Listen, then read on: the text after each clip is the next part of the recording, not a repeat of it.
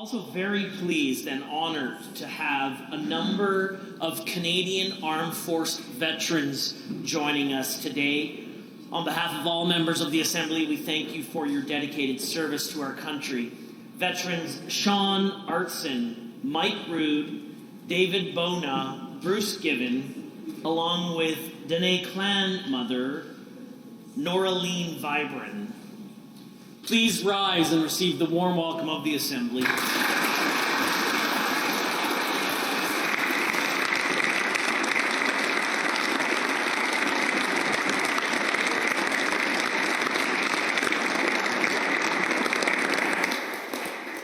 The Honourable Member for Airdrie Cochrane. Thank you, Mr. Speaker. I'd like to introduce Motion 502. It reads, be it resolved that the Legislative Assembly urge the government to support research into the adverse effects of the anti-malarial drug Mefloquine, sold under the brand name Lariam. B, work with the federal government and other provincial governments to encourage the adoption of safe anti-malarial treatments. And C, express support for Canadian veterans suffering with the effects of post-traumatic stress disorder resulting from the use of Mefloquine.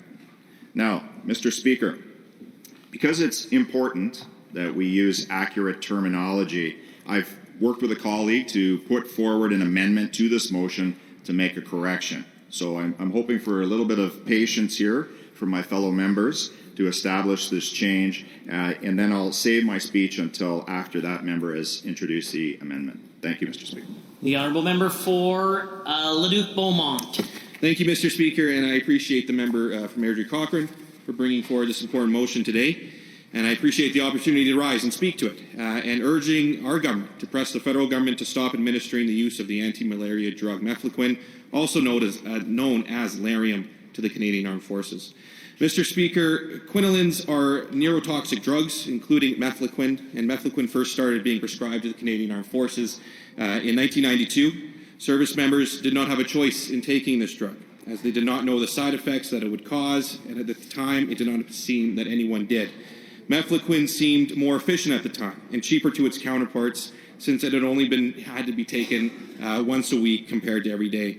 Mr. Speaker, soldiers were being deployed to areas that were high risk for malaria, and of course malaria is a serious parasite-caused disease. The parasite spreads between humans via mosquitoes, and of course it's simple when a mosquito, of course, can move the parasite from one person to another quite easily. Malaria symptoms usually take anywhere between 7 to 30 days to appear, but in some cases it can take up to an entire year for someone to start showing signs. Symptoms are flu-like illness, high fever, shaking, chills. Those who contract malaria usually become very, very sick, and it can even be fatal. Mr. Speaker, we can see the need for an anti-malaria drug to keep our soldiers as safe as possible and prevent them from contracting malaria. However, Mr. Speaker, with benefits of time, we now know that Mefloquine has proven not to be the answer, that it can cause a debilitating neurological disease known as Quinism. And with that, Mr. Speaker, I'd like to propose the following amendment. I'd like to move, do you want to read it out now? Or And just help us by passing it through to the page, and then they can deliver it, and then after I get a copy, if you'll proceed, and I've paused the timer for you.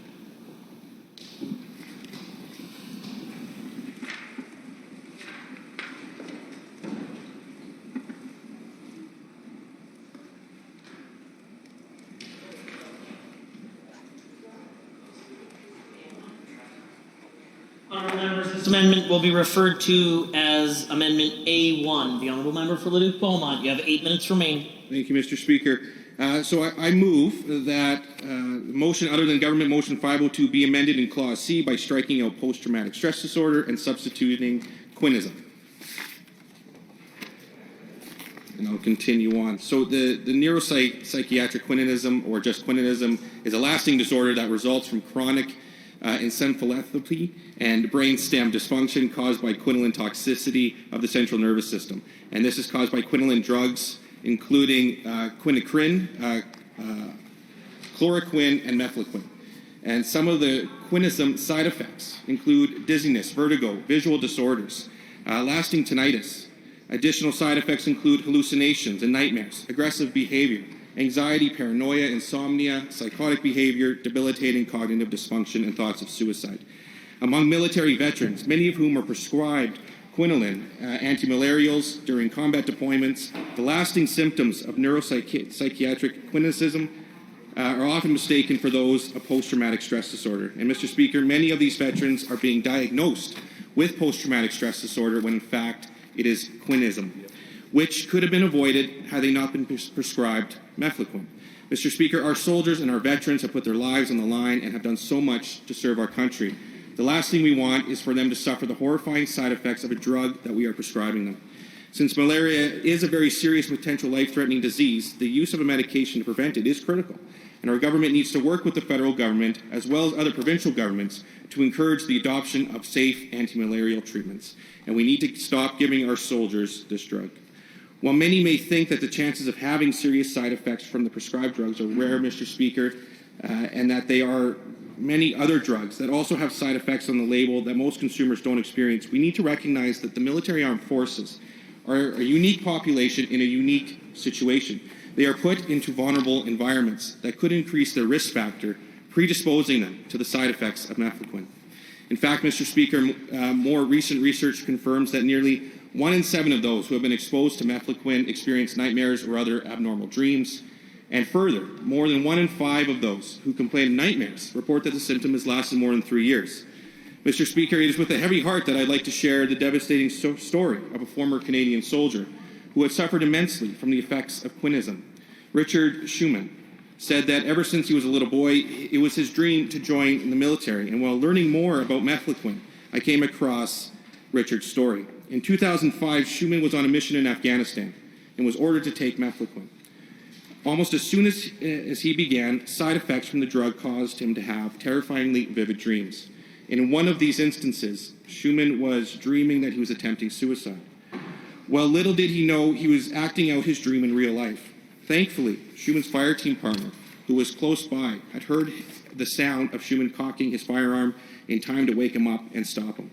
There he was with a round chambered and on the edge of his bed with his gun, potentially ready to take his own life, all while dreaming.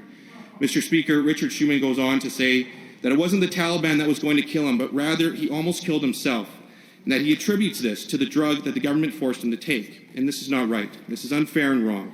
These veterans did not choose to have these side effects. They did not choose to have to deal with the consequences for the rest of their life for being forced to take an anti-malaria drug.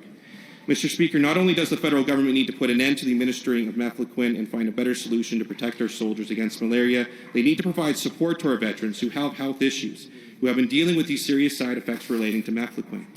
In the United States, Veterans Affairs accepts the link between quinism and Mefloquine. Veterans in the United States are being treated on a case-by-case basis. In Canada, Veterans Affairs has not even accepted that quinism is caused by Mefloquine. Mr. Speaker, our veterans deserve better. Just last week, we debated Motion 501. We heard the devastating stories of consequences of dangerous and illegal drugs can cause, just as we need to keep in mind the possible dangerous outcomes that other such drugs, even prescribed, can cause as well. And that we need to keep in mind the serious side effects that these drugs can cause, especially in the case of Mefloquine. These consequences and side effects prevent the victim from being able to live a normal life.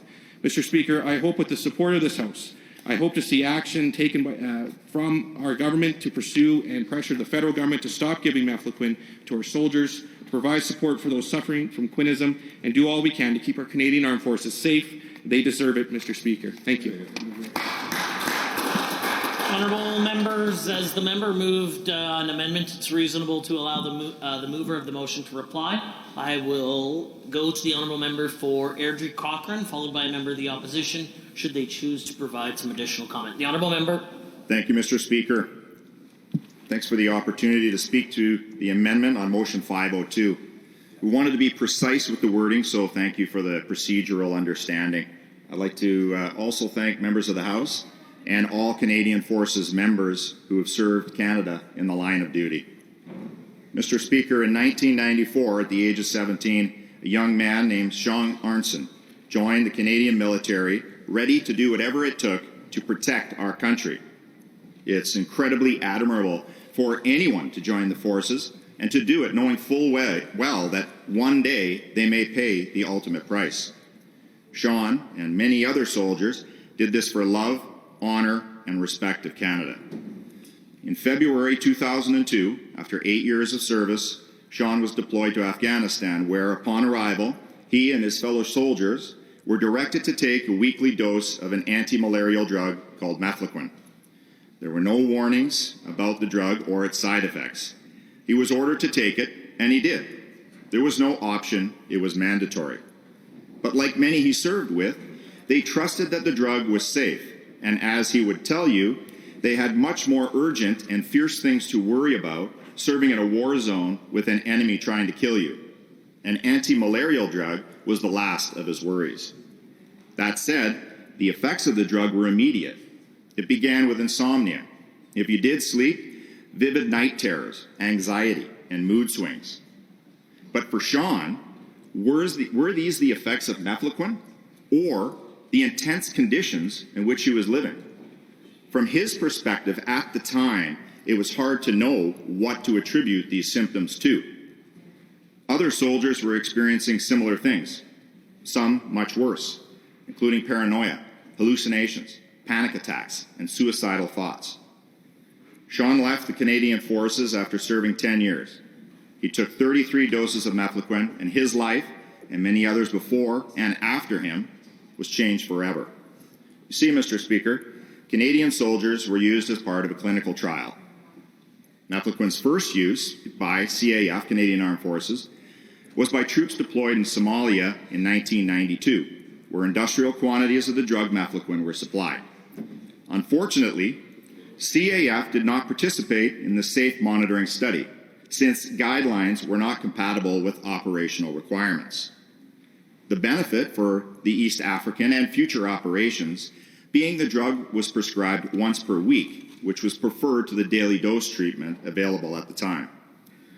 Canadian Forces members were compelled to take the prescription to protect against malaria, but it was administered without documenting the informed consent of their soldiers and without systematic monitoring of the side effects. It was clear to many that the behavior of some military personnel was suspicious and questions about its relationship to Mefloquine were raised. That said, in 1993, under the brand name Lariam, the product was approved by Health Canada for general public use.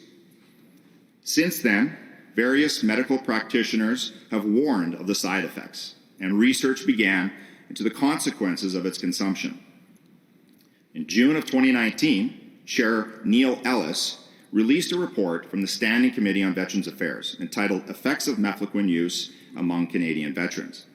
In that report, renowned expert Dr. Remington Nevin provided a diagnosis of Mefloquine toxicity syndrome, renamed Quinism, to establish a term for the adverse effects of the drug. His work is the first to recognize the long-term detrimental impact of Mefloquine, but many others have since followed in this field of research. Dr. Nevin has raised concerns about outcomes such as depression, tinnitus, dizziness, and vertigo, and these may continue for months, years, and even permanent damage as a result of Mefloquine's use. He states that a patient must discontinue use if signs of anxiety, depression, or confusion occur, and that Lariam's continued use could potentially lead to more serious events, such as the development of psychiatric and neurologic symptoms leading to potential long-term disability. In 2013, the U.S. Army banned Mefloquine for use by its special forces. In autumn of 2016, the UK military followed suit, as did Australia, after a parliamentary inquiry revealed that Mefloquine can cause permanent side effects and brain damage. From that Australian inquiry, recommendations were made with 14 ailments outlined to have a connection to soldiers and their medical conditions, including cataracts, anxiety, bipolar disorder, depression, seizures, heart block, hearing loss, schizophrenia, suicide, and many other severe responses. Still, the side effects are downplayed, but fortunately, the drug's use has decreased significantly because of its reputation. In 2017, the Canadian Armed Forces stated that Mefloquine will now only be recommended for use if a CAF member requests it. Now, the reduction of this prescription is a very good development, but it doesn't deal with 25 years of Mefloquine's ordered use by Canadian troops. In the United States, personnel are treated and compensated on a case-by-case basis. But in Canada, the government has not directly addressed issues associated with Mefloquine. In fact, they avoid mentioning the drug by name. The Chief Medical Officer at Veterans Affairs Canada stated compensation is not based on cause, but based on a diagnosed medical condition. It was stated that to receive a disability award, all veterans require is a record of having been deployed and a confirmed diagnosis by their treating physician. The problem is, damages are not well studied nor well known to physicians. Additionally, those that suffer may suffer alone, and if they are diagnosed, they are typically misdiagnosed with PTSD and receive treatment that has no benefit to them, since quinism affects the brain in a completely different fashion. To be effective, sufferers require appropriate supports that are designed specifically to deal with their symptoms. The purpose of this motion is to increase awareness, but also for government to recognize Mefloquine toxicity or quinism as a valid injury and to support research into its adverse effects and find suitable treatments. As recommended in the Standing Committee on Veterans Affairs report, a systematic screening program for military personnel and veterans who may be experiencing the long-term effects of Mefloquine toxicity should be conducted, and in my opinion, done so by these established experts. Unfortunately, Canadian veterans are not feeling the love. In 2018, a class action suit was dismissed for delay. Since then, a mass tort was initiated by CAF members and veterans so that veterans could claim damages against the Canadian government to get the required help that they need. Since then, I understand the federal government launched proceedings against a Mefloquine manufacturer, yet at the same time, wishing to absolve themselves of their responsibility, brought forward a motion to stay this mass tort. Madam Speaker, if veterans are not going to get the support from the Trudeau government, then Alberta should begin an advocacy campaign to show our dedication to those who served and still serve, and to recognize quinism as a neurological disorder requiring our aid for treatment research. Right here in Alberta, Madam Speaker, we have expertise. We have a renowned physician at the University of Alberta working with this very issue. Dr. Keith Zakuski has 20 years of experience in quantitative EEG brain mapping, and he is currently accepting veterans of the Canadian Armed Forces to help determine the cause of their symptoms. With various types of brain-focused treatments, such as neurofeedback, Dr. Zakuski and others look to target areas of the brain to improve and normalize function with the goal of reducing or eliminating debilitating symptoms. It would be wonderful if our government could support this research. Mr. Speaker, I want to thank the House for the opportunity to bring forward this important motion, and I look forward to hearing from my colleagues to advance this debate with the ultimate goal of helping our constituents and all Canadian veterans who gave so much to us in the line of duty. Thank you, Madam Speaker.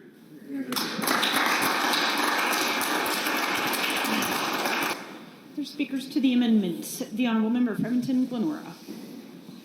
Thank you very much, Madam Speaker, and I want to also begin by expressing my appreciation to the members of the armed services who are here today, armed forces, as well as everyone who serves our country so nobly.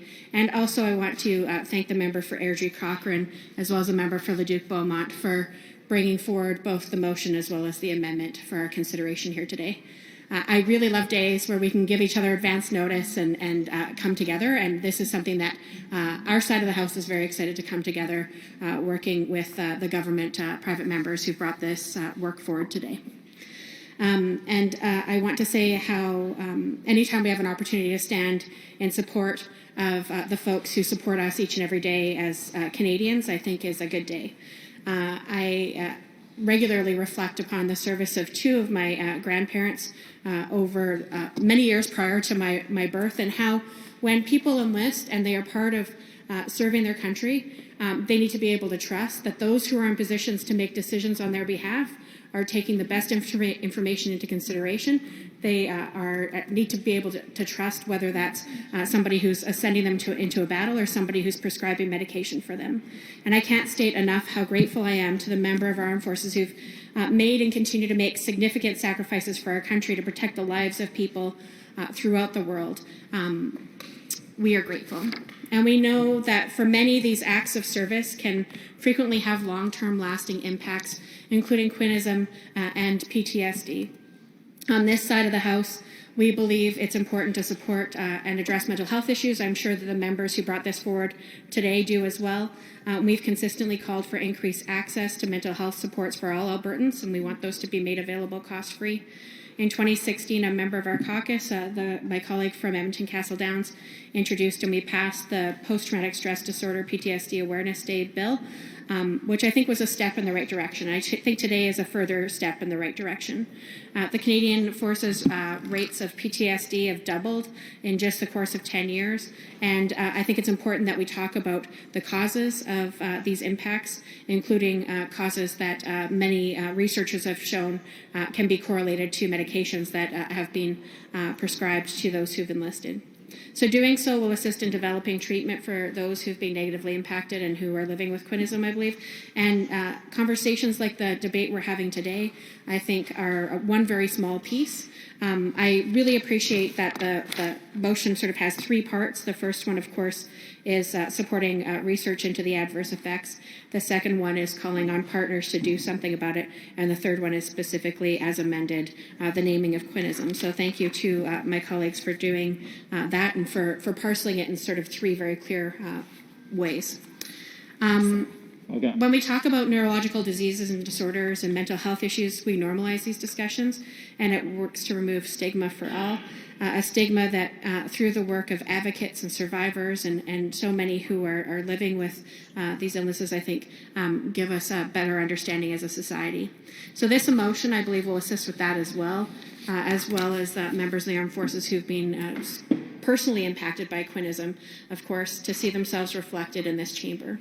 The loved ones will know that we, as representatives of Albertans, we, as members of this assembly, are listening, that it is a big part of our job to be able to reach across the aisle and find opportunities for common ground, to hear the concerns, and to find ways as elected representatives to work to represent all. So again, my gratitude to the individuals who are present here today, those who are enlisting at home and abroad, of course, and to the member for using this time. It's not every private member who gets an opportunity to bring forward a motion or a bill. There's literally a lottery, and only a few of us ever have an opportunity to do it. So I want to thank the member for Airdrie Cochrane for choosing an issue that I think we can all get on side with and be able to do something to make a difference for Albertans who've enlisted. Thank you so much.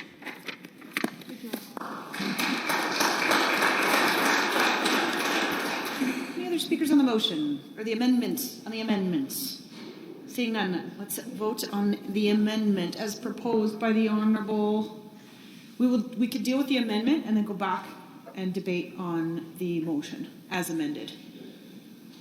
Okay, on the amendment as moved by the Honourable Member for Leduc-Beaumont, all those in favour, please say aye. Aye. Any opposed, please say no. That is carried. The Honourable Member for Calgary South East.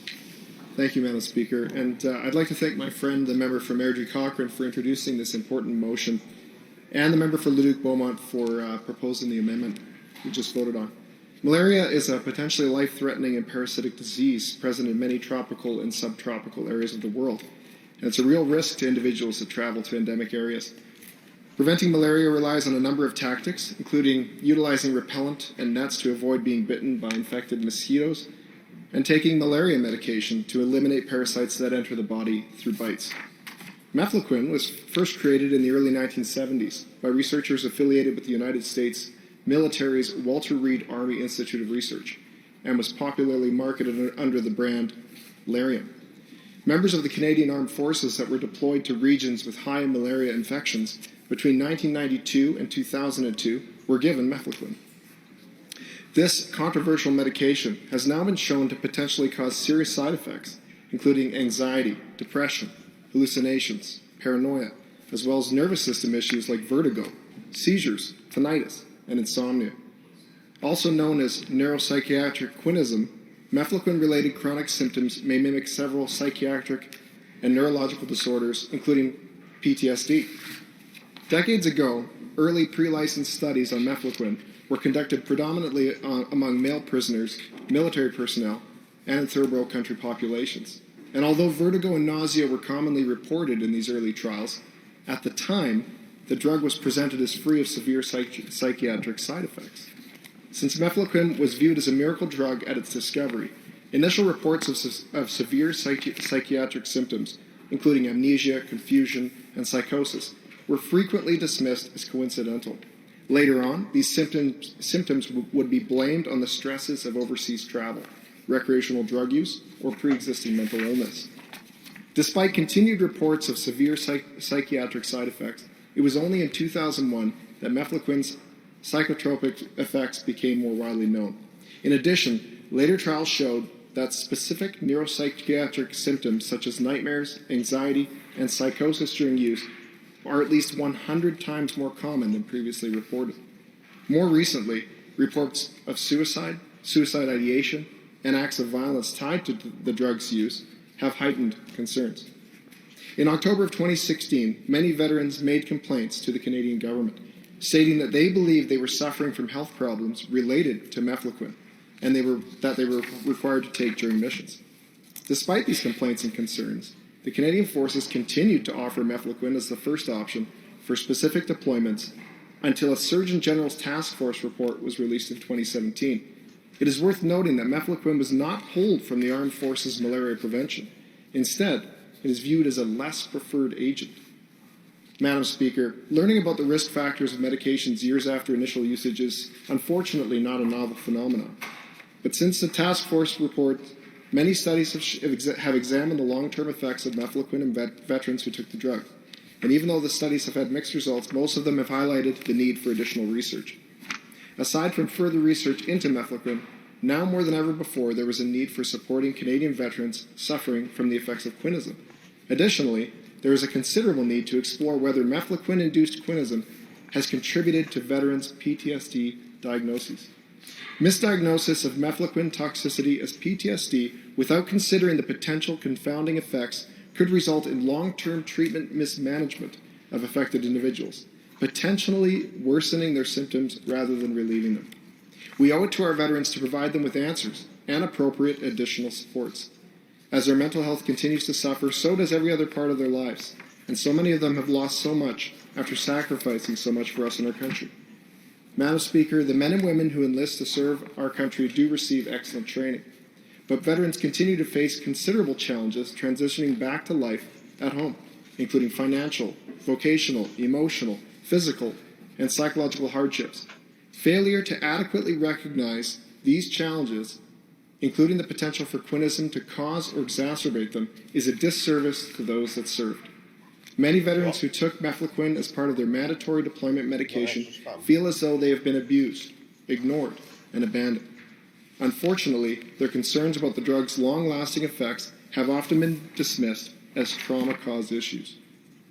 In cases where neurological symptoms are present and Mefloquine exposure can be confirmed, a correct diagnosis of Mefloquine toxicity or quinism is critical to determining the most appropriate and effective treatment. In addition, it is possible to identify symptoms associated with Mefloquine toxicity that are not usually present in other common psychological or neurological syndromes experienced by military personnel. This is why we must work with the federal government and other provincial governments to encourage the adoption of safe anti-malarial treatments. This joint effort needs to ensure that any medications offered are genuinely well tolerated by healthy people, and further must demonstrate tolerability under actual conditions of use. Mefloquine was created and approved by the FDA at a time when there was an urgent and immediate need for new anti-malarial drugs. Now, decades have passed, and this drug that can cause issues with as little as one dose continues to be on the market. Medication should help, not harm. So developing and adopting truly safe anti-malarial treatments is necessary. Madam Speaker, in my view, how this situation has been handled and how our veterans have been treated is unacceptable. I would like to again thank the member for Airdrie Cochrane for raising this important issue. and for putting forward this motion, and the member of Leduc Beaumont for proposing the amendment we just voted on. I hope that all members of this House will support the amendment and the motion's 3 important calls to action: to support research into the adverse effects of the anti-malarial drug Mefloquine, for the federal government and other provincial governments to encourage the adoption of safe anti-malarial treatments, and to collectively express our support for Canadian veterans suffering from the effects of Quinism resulting from the use of Mefloquine. Thank you, Madam Speaker.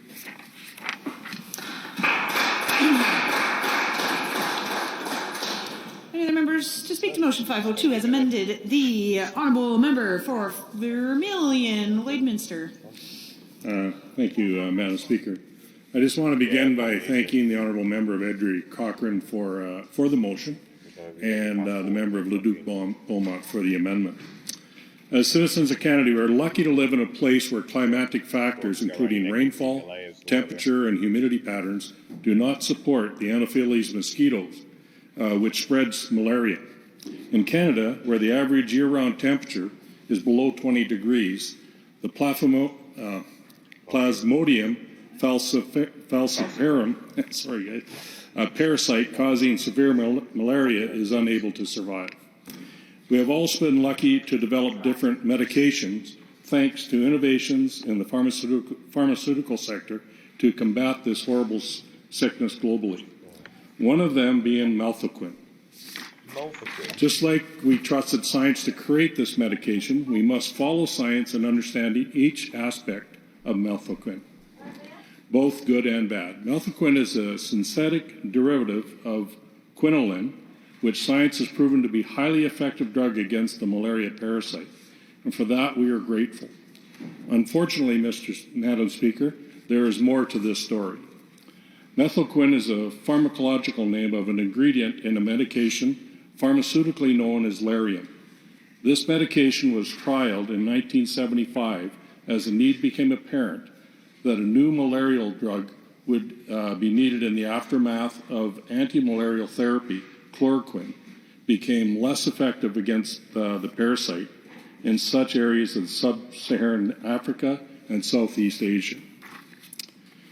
With the waning effectiveness of chloroquine, Lariam stepped up to the plate and was used both within prophylactic capacity and treatment during infection.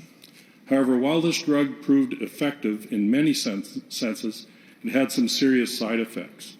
One of these detrimental effects, widely noted since the mid-1990s, was its ability to cause neurotoxicity, highlighted by several observed neuropsychiatric events post-use. Such events have been identified by prominent health institutions, one being the WHO, Uppsala Monitoring Center, an independent drug safety monitoring organization. In addition to this, well-known health institutions such as the FDA and the previously known Committee on the Safety of Medicines, now better known as the Commission on Human Medicines, have issued warnings to their doctors to caution their patients about such neuropsychiatric events. But that is not where the buck stops, Madam Speaker. Several studies indicate Mefloquine toxicity, or what's commonly known as quinism, results in a flurry of additional side effects, ranging from insomnia, anxiety, depression, vertigo, visual impairment, among a long list. However, the big question is, why are we relaying all this information here today? Well, first and foremost, the FDA has acknowledged symptoms as vertigo, dizziness, and to be directly caused by Mefloquine. The FDA also requires documentation of medication, including Mefloquine, to state such symptoms may continue for several years and may be permanent. In addition, symptoms like anxiety, hallucinations, paranoia, or depression may render long-term psychotic behavior can continue for months and years. Secondly, but most importantly, Madam Speaker, our brethren in the uniform, our veterans, have reported suffering from such side effects from Mefloquine, which they were ordered to take during their deployment to malaria-affected states. In an article titled "Treated Like Lab Rats, Malaria Drug's Dark Side Effects Haunt Canadian Vets," The CBC documents several of our soldiers, including one veteran named Greg Jans, stated that they were not told the side effects of the medication. Jans even referred to the weekly dosage of Mefloquine on Tuesdays as Psycho Tuesday. Due to the sheer severity of the side effects, the Canadian Auditor General condemned Lariam's prescription, Canadian Mefloquine, at the time as an abuse of protocol. Our soldiers were forced to take this medication for Somalia in 1992 and 1993. Did so with Lariam and still unlicensed in Canada. Mr. Speaker, this speech is more than just standing with our medically affected vets who put their lives on the line to defend our country. It's a call to action for the Canadian government and the Canadian Armed Forces to partake in a thorough vetting of this medication. The Surgeon General's Task Force inquiry report on Mefloquine stunningly falls short of evidence-based analysis. In that report, it is concluded that no evidence was found to support a causal link of the neurological impacts of Mefloquine on the long-term medical health. However, the same report also identifies applying strict exclusion criteria to the studies it considers. In fact, the report states that the studies from which they derive their analysis and conclusions are of, and I quote, low to very low quality. Mr. Speaker, how is anybody expected to take the conclusions drawn from such a report as an objective standard to which key decisions regarding the health of our soldiers are to be made? We can do better, and we must do better. This is all to say, Madam Speaker, that I cannot sit by silently on the sidelines when I know full well that some of our brethren in uniform are in pain and torment. Greg Jans, who I had earlier referred to, indicate that even more than 23 years later, some of his fellow soldiers, including himself, still suffer from nightmares, irritability, and insomnia. Military soldiers are already at the forefront of facing all types of horrific scenarios, placing them at a higher risk of experiencing post-traumatic stress disorder and quinism. Several of Greg Jan's colleagues, himself included, have reported suffering from quinism. Several veterans subject to Mefloquine treatment deployed in other areas of the world, such as Rwanda and Afghanistan, are undergoing the same unfortunate predicament. Over the recent years, more details of the damaging effects of Mefloquine have started to emerge. Now the CDC acknowledges Mefloquine can confound the management and diagnosis of post-traumatic stress disorder. Health Canada even goes as far as to advise people with schizophrenia, general anxiety, psychosis, and depression to avoid Mefloquine. As an elected leader, I want to take this moment to speak directly to the veterans.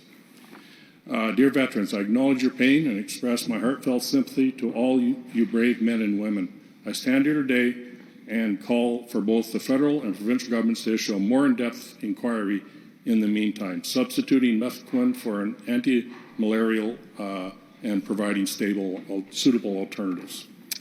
To all the members of the House, I urge you to support this amendment and motion. We need transparency, informed consent, and extensive drug testing to better protect our soldiers and veterans who protect our freedoms in this great country. I yield the floor back to you, Madam Speaker.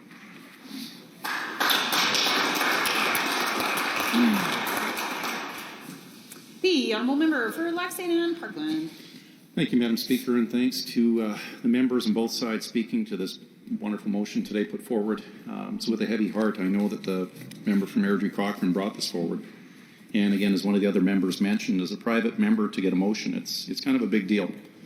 You know, some folks hunt. It's like getting that moose draw that you've had to wait around for a while. So the fact that the member from Airdrie Cochrane brought this forward is quite admirable. A man of his word, a man who made a commitment a while ago when we first went to this thing, and it actually was the first event, Madam Speaker. First event that came across my desk as newly elected was to attend an event called Walk with Veterans, and it was Chance Burles was the top of the letterhead. So it was the member from Airdrie and the member from Beaumont-Leduc and myself, and one of the members, a parliamentary member, Dane Lloyd was his name, or is his name. I think I can say that in here. And we were the only ones that attended this event, so it was kind of neat to go there and talk to folks. And a gentleman by the name of Mr. Kennedy, he was one of my constituents. it was at that point that myself and I believe my colleagues really heard about the Mefloquine injuries, the things that had taken place, and quite frankly, the sheer horror stories that this caused. You know, we put so much on the line, our members that joined to serve. They give up rights and freedoms that most citizens don't realize that they have. But quite frankly, to be treated like this is reprehensible. The fact that they go through, they walk through hell in a number of circumstances to do the right things so we can enjoy the rights and freedoms we have. It was something. So really appreciate the member, Mayor Cochrane, of getting his one shot as a motion. And it took us 3 years to get here. So hats off to you, sir, for doing that. So Mefloquine itself, and I'm going to read the motion just to make sure that everyone home knows I can read, number one. Number two, that I'm not rambling too much. But I am getting at that age where I need to have my reading spectacles on, Madam Speaker, so please don't laugh because I feel awkward enough as it is most days. But be it resolved, the Legislative Assembly urged the government to A, support the research into the adverse effects of anti-malarial drug Mefloquine sold under the brand name Lariam. B, to work with the federal government and other provincial governments to encourage the adoption of safe anti-malarial treatments, and express the support of Canadian veterans suffering from the effects of Quinism resulting from the use of Mefloquine. So with that, let's talk about some of the things that these poor folks had to undergo. And again, it was issued. They didn't really have a choice in this. A bunch of the other countries now pulled it off the shelves. They don't issue it to their soldiers anymore. They've recognized the issues and the damages. Our country still has yet to do this. Hence the reason why we need to encourage, and as Alberta stepped forward once again, to lead the charge on that. So here's from the W5, and I'm not going to get into all the technical data because other folks have done that way more eloquently than I have, but let's just talk about real people and real things. Here's some of the feelings that were expressed by some of the soldiers that they'd been poisoned, that the government had poisoned a generation of their own soldiers. They believed that it had led to extreme rage, left their lives in shambles. There's 900 Canadian vets who've signed up for legal action on this for a drug that nearly killed them. They felt like guinea pigs. Soldiers had nicknames for the days of the week when they were administered these, and we were told by some of the folks in that walk for veterans that typically they weren't deployed on the same day. They were given a couple days after they'd had their treatment. When you have days that are called like Manic Monday, Terror Tuesday, Wacky Wednesday, and Fearful Friday, it's not laughable. These folks were experiencing dreams so violent and haunting it caused troops to lash out. Night terrors, rage, paranoia, psychosis, searing stomach pains. They were never told by their superiors of the side effects. They didn't know that these could have long-lasting harms that would follow them around. So this came out in 1984, and it's been issued to our troops since 91. So Dr. Remington Nevin, he's a world expert on Mefloquine toxicity from Johns Hopkins University. He calls it the horror movie pill. Let's let that sink in. A medical professional with that type of background is literally talking about the effects that it has on people as a horror movie pill. Romeo Dallaire is the highest-ranking soldier to sign out of this with legal action. He felt memory loss, stomach cramps. It impacted his effect, his operational ability. So our government so far, our Canadian government that is, isn't stepping up, quite frankly, Madam Speaker. Hence the reason for this motion, to compel them. And if there's something that we can do in Alberta, the member from Airdrie Cochrane had stated that we have a U of A doc. He's in this area, he's willing to do it, and work on the brain mapping. At that event, and a subsequent one that the MLA and I had also attended from Airdrie Cochrane in downtown Edmonton was the year after, I believe. And hearing some of the stories and some of the comrades that have been lost, not from direct combat action, but afterwards. When these folks are reaching out to each other to check up on each other, folks that are suffering from these ramifications long-lasting, to make sure that your buddy's okay, and I'd overheard that a couple times. They had grave concerns. They hadn't heard from a member down in southern Alberta, and trying to be there, and I've seen that camaraderie. These guys step up for each other, members of the community. There was one member from my community was knitting up blankets and quilts to give to these soldiers, to let them know that people still care about them, that when they were in tight spots and they were suffering and they couldn't reach out to fellow comrades, that this blanket, this was wrapping around themselves to make sure that they knew that they weren't forgotten about and that they had some support there. Kind of tugs at the heartstrings. Australia pulled it. They don't even use it for second-line defense anymore. U.S. has used it as a drug as a last resort since 2013. It's only to be used if there are no contradictions. Ireland's taken it completely off the market. In Canada, well, it's still available for the general public. So if you go under the brand name Lariam, and you happen to be going traveling, and you go to one of those jurisdictions of those regions, you just might be taking the same thing that in that one doctor statement as the horror pill, the horror movie pill. So it's not only just our soldiers, and not to say just, they were the ones that have had no choice. People at home, how often do they go and read the back of the labels? And the labels on these, Madam Speaker, the labels on some of these drugs, let's see, here you go. Depression, generalized anxiety disorder, psychosis, schizophrenia, major psychiatric disorders, convulsions. How close do you read the fine print? If you're going over for a nice vacation, maybe give this to your kids. Maybe you take it a little longer than you should. It's not quite the vacation I'd be signing up for, or having anybody else sign up for, especially with these long-lasting effects. It was first used over in Somalia. And I'm not going to go into the events there for respect out of our soldiers who served. But talking to the guys that at that walk leads a lot to believe that maybe things would have been different if our soldiers weren't receiving those medications. Maybe things would have turned out differently. And it really harkens the question. Maybe our government had something to do with that. So with that, Madam Speaker, I'm not going to take up much more time on this. Looking at the number of reports that have taken place, there was a Surgeon General Task Force report on Mefloquine, saying that military personnel being unique population with specific risk factors that might predispose them to adverse effects potentially associated with Mefloquine and neuropsychiatric harms. So if you and I happen to be, not saying you and I are going, but if you and I, Madam Speaker, as an example, we're going on a trip and we're heading somewhere for a good time, it's a heck of a lot different than being deployed and put into stressful circumstances and to have this additional stuff added to you. And especially the frequency and the time that they're in field.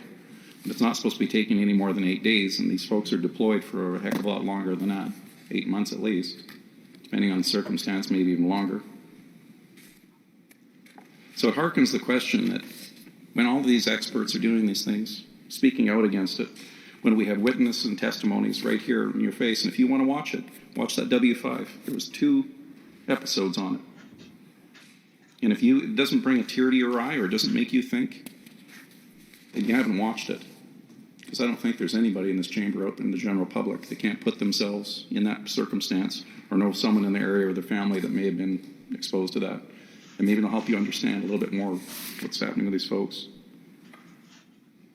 In 1998, as a parliamentary series questioning Mefloquine used in the Canadian Forces, the following questions were labeled as Q138.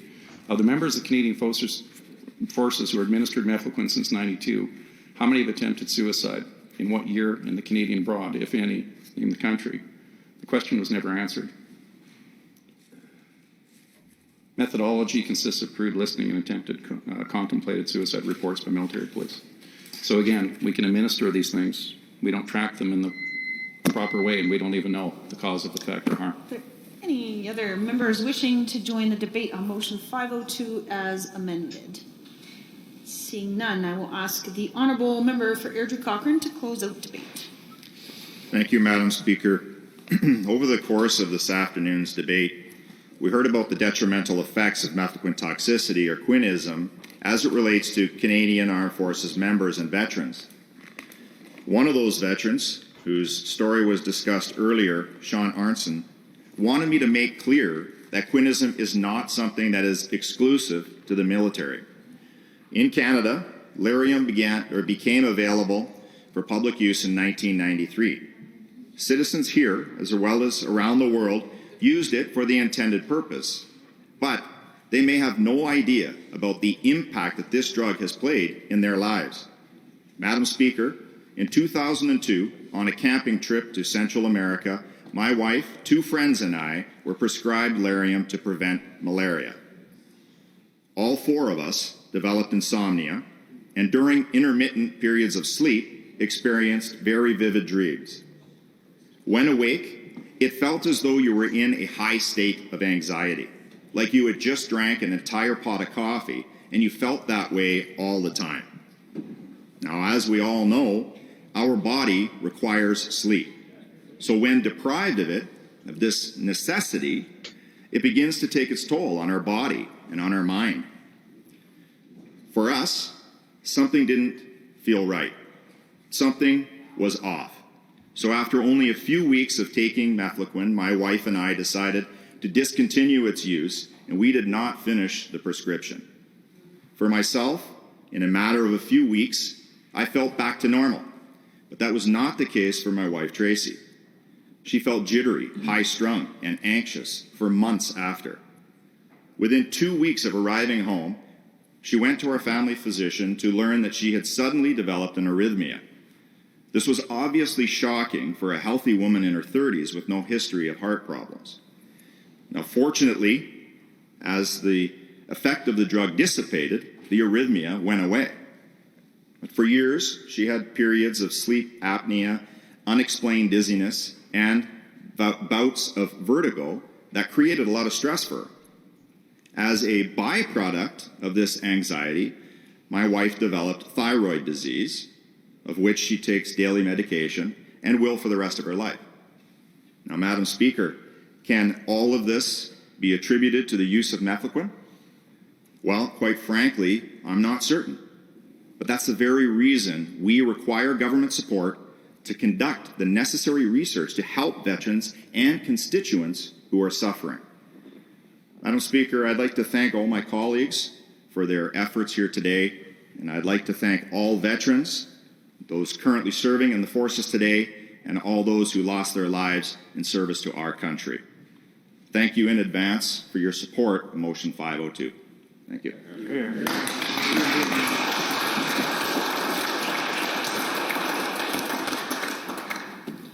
Honourable members, on motion 502 as amended, as proposed by the Honourable Member for Airdrie Cochrane, all those in favour, please say aye. Aye. Any opposed, please say no. That is carried unanimously.